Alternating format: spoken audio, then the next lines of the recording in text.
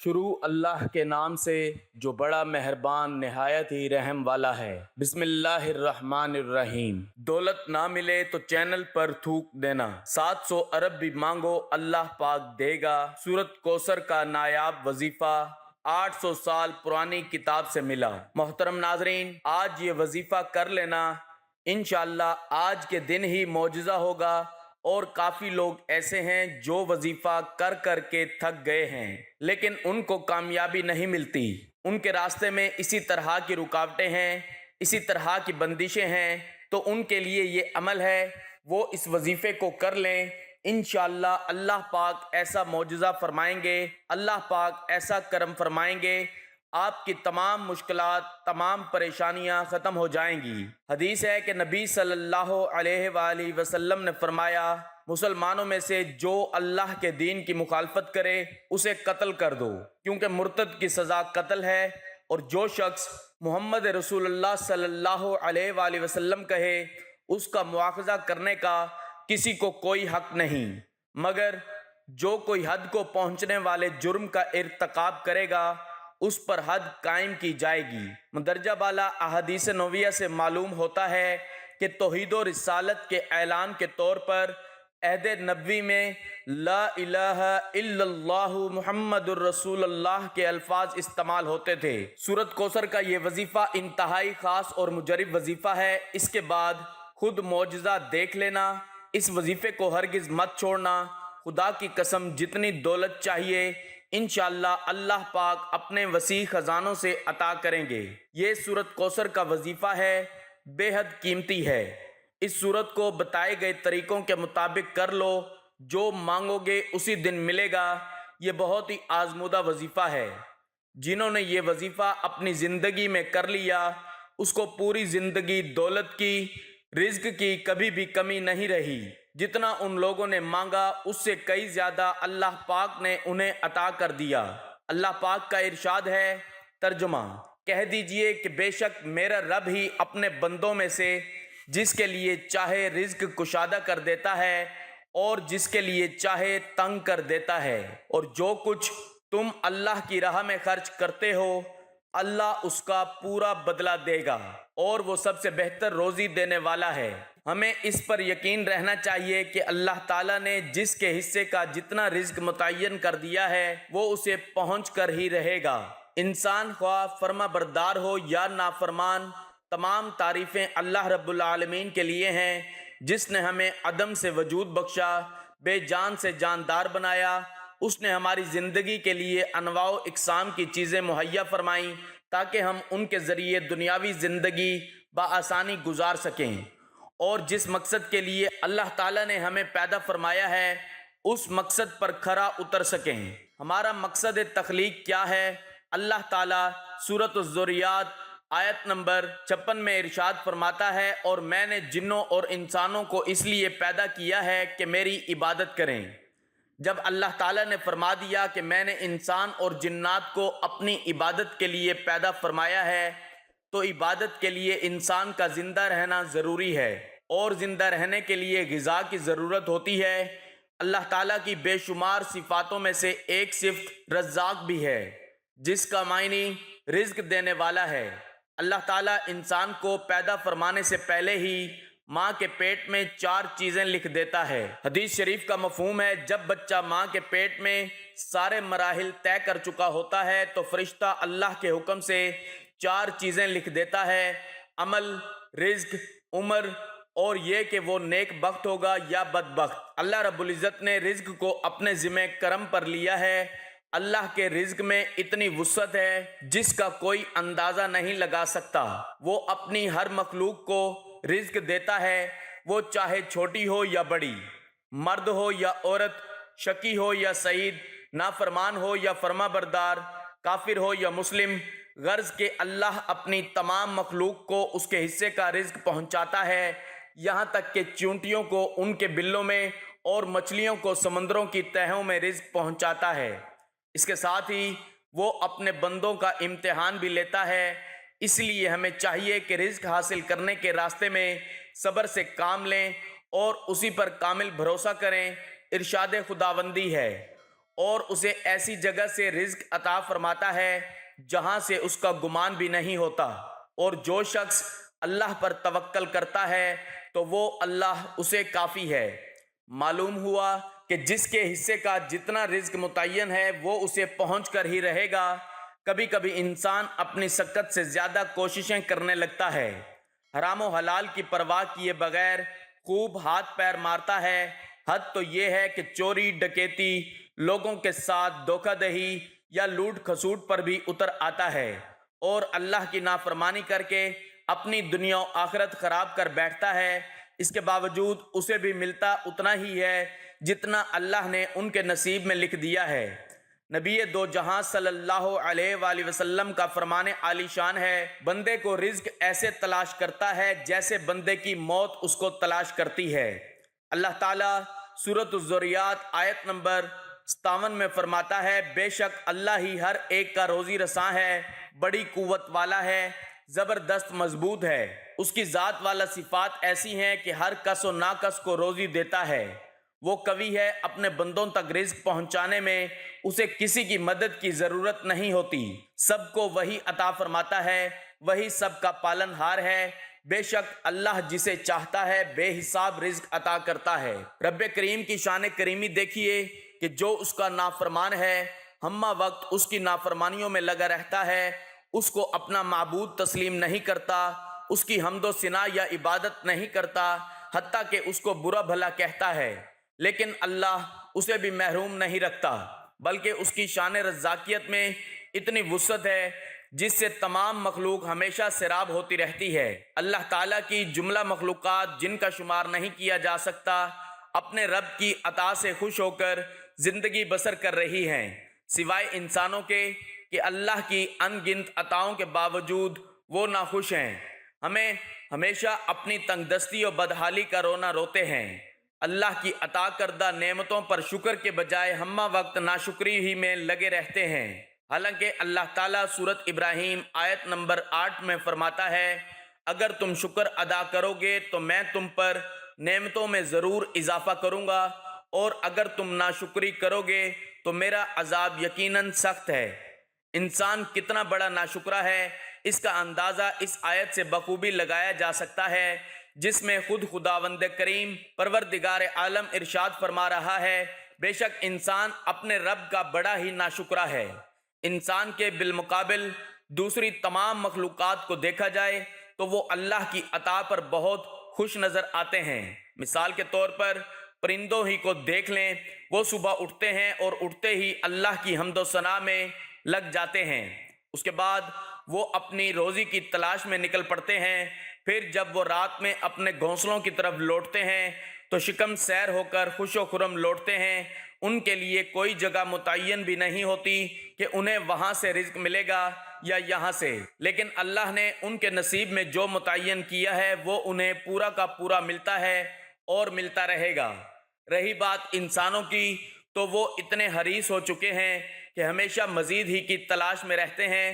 دوسری مخلوق کی بنسبت اللہ کی عطائیں ان پر زیادہ ہیں، اور ہوں بھی کیوں نہ کہ اللہ نے انہیں اشرف المخلوقات بنایا ہے، انہیں عقل و فہم سے نوازا ہے، ان کی روزی کے لیے جگہ متعین کر دی ہیں کہ تمہیں یہاں سے رزق ملے گا یا وہاں سے ملے گا، اس کے باوجود وہ ہمیشہ پریشان رہتے ہیں اور ناشکری کرتے ہیں۔ ہونا یہ چاہیے کہ انسان رب العالمین پر کامل بھروسہ کر کے ساری چیزیں اس کی مشیت پر چھوڑ دے، کیونکہ اللہ اپنے بندے کے لیے جو بھی کرتا ہے بہتر ہی کرتا ہے۔ وہ اپنی مخلوق سے 70 ماؤں سے بھی زیادہ محبت کرتا ہے۔ آج ہماری زبوں حالی اور در بدر کی ٹھوکریں کھانے کی ایک وجہ یہ بھی ہے کہ ہم اللہ کی نعمت سے نا امید اور صبر و شکر سے کوسوں دور ہو گئے ہیں، حالانکہ خود پروردگار عالم سورۃ الزمر آیت نمبر 53 میں ارشاد فرماتا ہے، اے میرے وہ بندو جنہوں نے اپنی جانوں پر زیادتی کر لی ہے، تم اللہ کی رحمت سے مایوس نہ ہونا۔ جس دن ہمارا رشتہ اللہ سے مضبوط ہو جائے گا اور ہم اپنی ساری چیزوں کا مداوا اللہ کو ماننے لگیں گے، اپنا سارا دکھ درد اسی کے سامنے بیان کریں گے، اسی دن سے کامیابی ہماری ہم رکاب ہوگی۔ یقین رکھیں جو رزق ہمارے نصیب میں ہے وہ چل کر آئے گا، اور جو نصیب میں نہیں ہے وہ آ کر بھی چلا جائے گا، لہٰذا راضی برضائے الہی ہی میں ہماری فلاح اور بھلائی ہے۔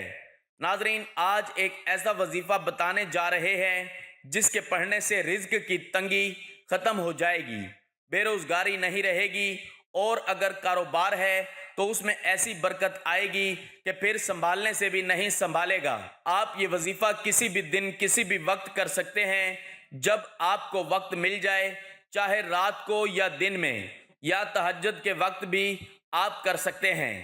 آپ نے یہ وظیفہ باوضو ہو کر مصلی پر بیٹھ کر محمد صلی اللہ علیہ وآلہ وسلم کی ذات پر 7 یا 11 بار درود پاک پڑھنا ہے۔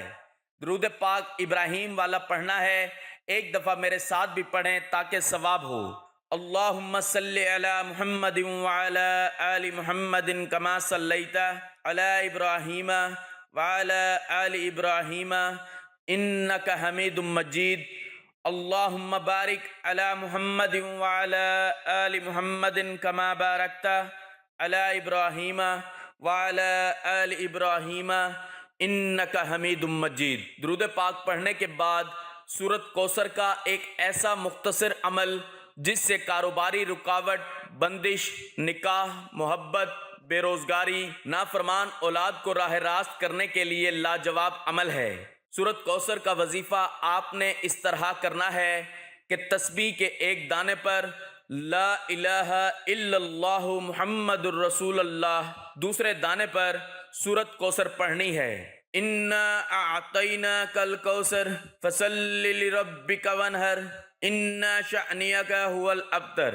اس طرح سورۃ کوثر اور کلمہ کا وظیفہ کرنا ہے۔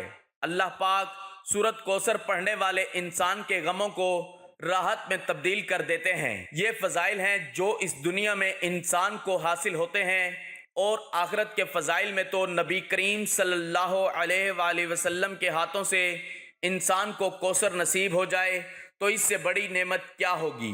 نبی کریم صلی اللہ علیہ وآلہ وسلم کی سنت پر عمل کرنے سے آپ کی ہر ایک سنت میں شفا اور برکت ہے۔ جو شخص اس سنت کے ساتھ چلے گا یقیناً دنیا و آخرت اس کے لیے راحت کا سبب بنے گی۔ اپنے اعمال پر توجہ دیجیے، حقوق العباد لازمی پورے کیجیے، اور حقوق اللہ کا بھی خیال رکھیے، کیونکہ اللہ کبھی حقوق کے تلف کرنے والے کو پسند نہیں فرماتا۔ قیامت کے دن اللہ اپنے حقوق تو معاف فرما دے گا، مگر حقوق العباد یعنی اللہ کی مخلوق کے حقوق جو آپ نے ادا نہیں کیے ہوں گے ان کو معاف نہیں فرمائے گا۔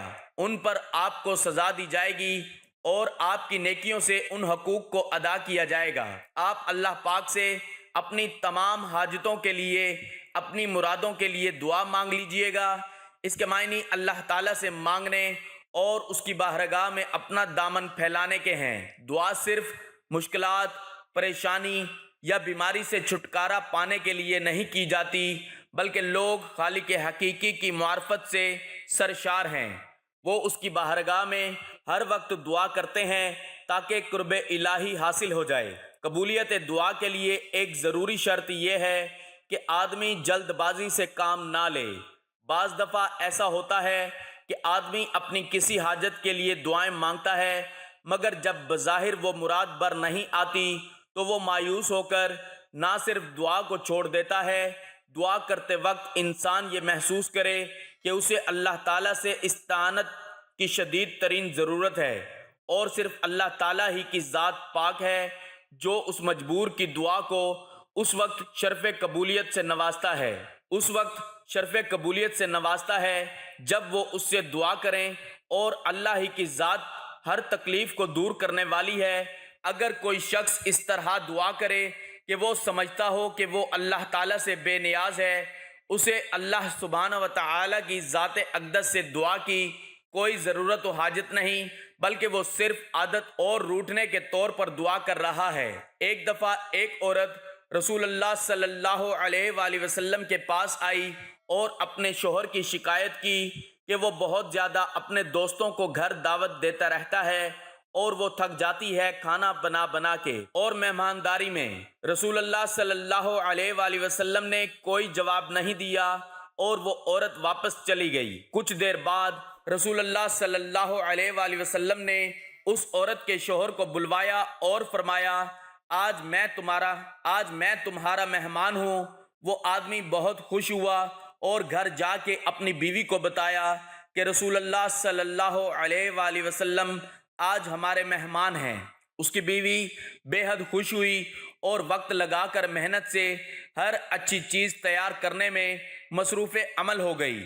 اس زبردست پرتکلف دعوت کے بعد رسول اللہ صلی اللہ علیہ وآلہ وسلم نے اس شخص سے کہا اپنی بیوی سے کہنا اس دروازے کو دیکھتی رہے، جب سے میں جاؤں گا تو اس کی بیوی نے ایسا ہی کیا اور دیکھتی رہی کہ کس طرح رسول اللہ صلی اللہ علیہ وآلہ وسلم کے گھر سے نکلتے ہی آپ کے پیچھے بہت سے حشرات اور بہت سے مولک حسرت بھی گھر سے باہر نکل گئی، اور یہ عجیب و غریب منظر دیکھ کر وہ بے ہوش ہو گئی۔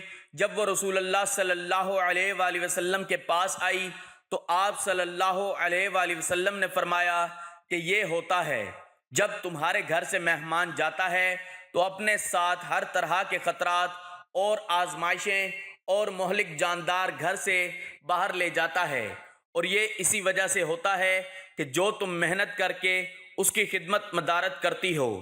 جس گھر میں مہمان آتے جاتے رہتے ہیں اللہ اس گھر سے محبت کرتا ہے۔ اس گھر سے بہتر اور کیا ہو کہ جو چھوٹے بڑے کے لیے کھلا رہے۔ ایسے گھر پر اللہ کی رحمت اور بخششیں نازل ہوتی رہتی ہیں۔ رسول اللہ صلی اللہ علیہ وآلہ وسلم نے فرمایا جب اللہ کسی کا بھلا چاہتا ہے تو اسے نوازتے ہیں۔ انہوں نے پوچھا کس انعام سے؟ اللہ کے رسول صلی اللہ علیہ وآلہ وسلم نے فرمایا مہمان اپنا نصیب لے کر آتا ہے اور جاتے ہوئے گھر والوں کے گناہ اپنے ساتھ لے جاتا ہے۔ عزیزو جان لو کہ مہمان جنت کا راستہ ہے۔ رسول اللہ صلی اللہ علیہ وآلہ وسلم کا ارشاد ہے سورۃ کوثر کا ایک ایسا مختصر عمل آپ نے اول و آخر درود شریف کے ساتھ پڑھنا ہے، ان وظائف سے ایسا معجزہ ہوگا کہ آپ لوگوں کی قسمت ہی بدل جائے گی۔ اللہ پاک ہر مشکل کو آسان فرما دیں گے، رزق اور دولت کی ایسی فراوانی ہوگی کہ پیسہ آپ سے ختم نہیں ہوگا۔ میری اللہ پاک سے دعا ہے کہ اے میرے اللہ، اے میرے غفور الرحیم، اے میرے غفور الرحیم اللہ، ہم سب کی جو مشکلات ہیں ان کو آسان فرما۔ میرے اللہ ہم پر اپنی خاص مہربانی فرما دیں۔ میرے اللہ اپنے پیارے حبیب صلی اللہ علیہ وآلہ وسلم کے صدقے ہمیں معاف کر دے۔ محترم ناظرین، جب بھی دعا کیا کرو تو عاجزی کے ساتھ گڑ گڑا کر دعا کیا کرو۔ جب آپ عاجزی کے ساتھ گڑ گڑا کر دعا کریں گے تو اللہ پاک آپ کی دعاؤں کو ضرور قبول فرمائیں گے۔ آپ کے رزق میں، آپ کی روزی میں بہت زیادہ برکت ہوگی۔ اللہ پاک آپ سب کو اپنے حفظ و امان میں رکھے۔ اللہ پاک آپ کی مشکلات کو آسان فرمائے، آپ کی روزی میں بہت زیادہ اضافہ ہو۔ دعا ہے کہ اللہ تعالیٰ میرا سنانا اور آپ کا سننا اپنی بارگاہ الہی میں قبول اور منظور فرمائے، آمین ثم آمین۔ ناظرین، گزارش ہے کہ اللہ تعالیٰ کے 99 ناموں میں سے کوئی ایک نام کمنٹ میں لکھ کر ضرور شیئر کریں۔ اللہ ہم سب کا حامی و ناصر ہو، آمین۔